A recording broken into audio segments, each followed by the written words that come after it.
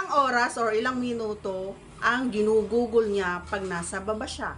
Yan ang ating pag-uusapan. Ayan. Siyempre, if you are not yet connected, please do me a favor. Please do subscribe and click our tiny notification bell so that you'll be updated every time we have a new upload videos. Disclaimer, ang video po natin ay para lamang po sa may bugadsang kaisipan at may malawak na pangunawa.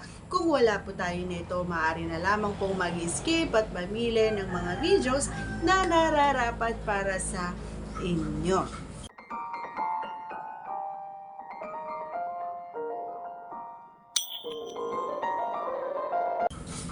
Kapag nasa baba siya, depende dun sa mood niya. Kapag nasa mood siya, umaabot siya ng mga 45 minutes. Totoo yun, umaabot siya doon. Kasi nga, marami pa siyang ginagawa. Siyempre, hindi lang naman yun. Kapag nasa baba kasi siya, hindi lang naman yung yung kain ang ginagawa niya nila, na halukay din siya, gamit ito, syempre, and minsan sinasabi ko rin sa kanya, kasi parang nakukulangan ako no? Parang sobrang maliit yung dila.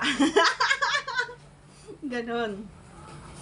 And yun, kinukuha ko minsan yung kamay niya at sinasabi ko na ipasok niya rin yung kamay niya. Ayan. And okay naman kasi ito yung pinakamaganda no sa aming dalawa mga idol. Ito yung sanayin nyo sa mga kaparehan nyo. Dapat maging bukas kayo pareha sa mga ganitong usapin. Hindi kayo dapat nahihiya.